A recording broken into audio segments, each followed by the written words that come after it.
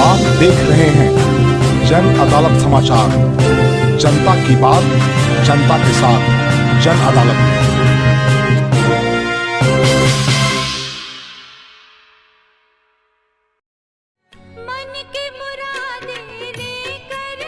मंदिरों में होगी विशेष पूजा अर्चना। महाशिवरात्रि 2022 महाशिवरात्रि पर इन 3 विशेष मुहूर्तों में पूजा से खुल जाएगी किस्मत।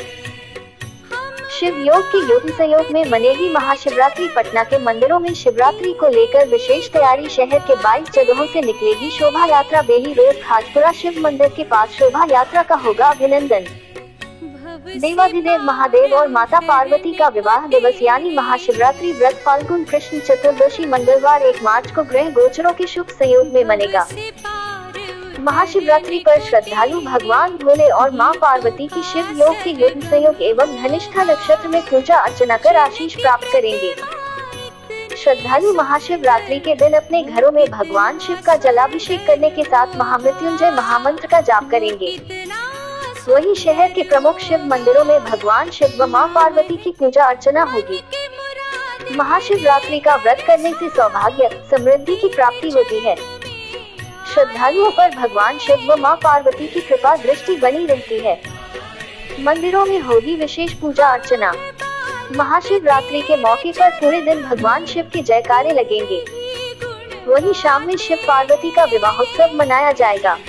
वहीं शहर में 22 जगहों से भगवान शिव पार्वती की शोभा यात्रा निकलेगी, जिसमें भूत पिशाच गंधर्व आदि का वेश धारण कर भक्त झांकी निकालेंगे। वहीं शहर में 22 स्थानों से महाशिवरात्रि पर शोभा यात्रा निकलेगी। इन सभी शोभा यात्रा का अभिनंदन शिवरात्रि के दिन बेली रोड स्थित खाजपुरा शिव मंदिर के पास किया जाएगा। ग्रह गोचरों का शुभ संयोग।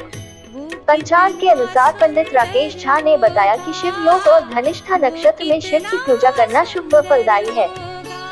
महाशिवरात्रि पर मकर राशि के 12वें भाव में पंचग्रही महायोग बन रहा है।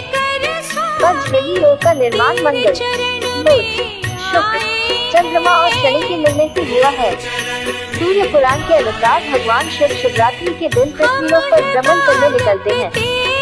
इस दिन विधि विधान के साथ पूजन करने से शिव भक्तों को सैकड़ों यज्ञ का पुण्य मिलता है। महाशिवरात्रि के मौके पर पूरे दिन भगवान शिव के जयकारे लगेंगे। वहीं शाम में शिव पार्वती का विवाहोत्सव मनाया जाएगा। वहीं शहर में अनेकों जगहों से भगवान शिव पार्वती की शोभा यात्रा निकलेगी, जिसमें भूत पिशाच गंधर्व आदि का वेश धारण कर भक्त झांकी निकालेंगे। वहीं शहर में अनेकों स्थानों से महाशिवरात्रि पर शोभा यात्रा निकलेगी। इन सभी शोभा यात्रा का अभिनंदन शिवरात्रि के दिन भारत के कई शिव मंदिर के पास किया जाएगा। पूजन मुहूर्त। अभिजीत मुहूर्त सुबह 11:43 बजे से दोपहर 12:34 बजे तक। विजय मुहूर्त दोपहर 2:07 बजे से दोपहर 2:53 बजे तक। गोधूली मुहूर्त शाम 5:48 बजे से 6:12 बजे तक। भोले बाबा की बारात। फोल्डेड हैंड्स गुलाब गुलाब। भगवान शिव और माता पार्वती की शादी संसार की सबसे अनोखी शादी थी, क्योंकि इस शादी में देवताओं के अलावा असुर और मानव भूत प्रेत गण आदि सभी मौजूद थे।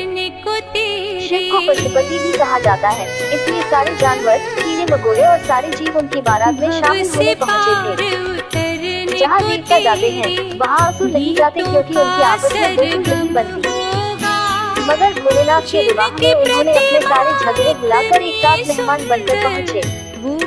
बारात आने का समाचार सुनकर सभी लोगों में हलचल मच गई। बारात का स्वागत करने वाले बनाव श्रृंगार करके और विभिन्न प्रकार की सवारियों को लेकर पहुँचे। देवताओं को देखकर तो सभी खुश हुए, परंतु शिवजी के रूप को देखकर सभी डरकर भाग गए। यह कैसी बारात है? दूल्हा बैल पर सवार होकर आया है, उस पर इतना भयावह रूप।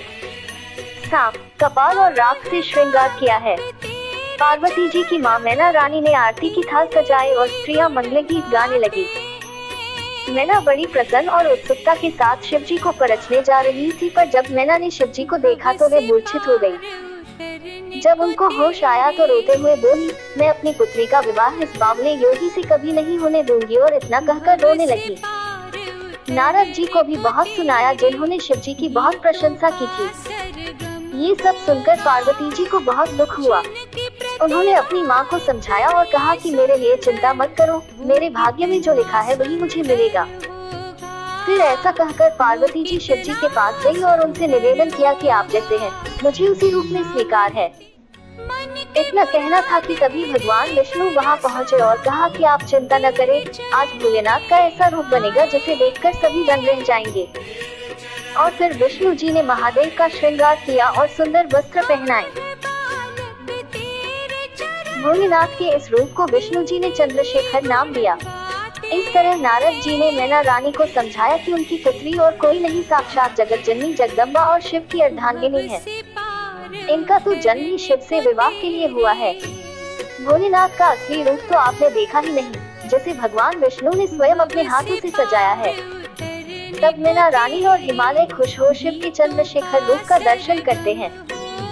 उन्होंने अपने दामाद की सुंदरता देखी और आरती उतारकर महल में चली गई। उनकी माता पार्वती एक राज परिवार से थी, इसलिए इस विवाह समारोह में सबसे पहले एक अहम समारोह होना था। इस समारोह में वर वधू दोनों पक्षों की वंशावली घोषित की जानी थी। पहले वधू पक्ष ने अपनी वंशावली का खूब बखान किया। जब वधू पक्ष ने अपने वंशावली का बखान समाप्त किया तो सभी लोग वर पक्ष की ओर देखने लगे। सभी अतिथि इंतजार करने लगे कि वर की ओर से कोई उठकर भगवान शिव के वंश के बारे में बोलेगा, परंतु किसी ने कुछ नहीं कहा। माता पार्वती के पिता पर्वतराज हिमालय ने भोलेनाथ से अनुरोध किया कि अपने वंश के बारे में कुछ बताए, पर वे कहते क्या, क्योंकि उनका कोई परिवार तो था ही नहीं और न वंश। वे तो स्वयं जगत पिता है। भगवान शिव चुपचाप बैठे रहे। फिर देवर्षि नारद, जो यह सब तमाशा देख रहे थे, अपने स्थान से मुस्कुराते हुए उठे और कहा, नहीं इनके माता पिता है और न ही इनका कोई गोत्र है। यह सुनकर पर्वतराज हिमालय चौंक गए। तब नारद जी ने सबको बताया कि शिव तो स्वयं है। उन्होंने खुद अपनी रचना की है, अपनी क्या समस्त संसार की रचना इनसे ही हुई है। इस संसार के कण कण में शिव विद्यमान है, तो फिर उनका परिवार कैसे हो सकता है। नारद जी ने माता पार्वती के माता पिता का भ्रम दूर किया और इस प्रकार शिव पार्वती का विवाह निर्विघ्न संपन्न हुआ। आप जय गौरी शंकर।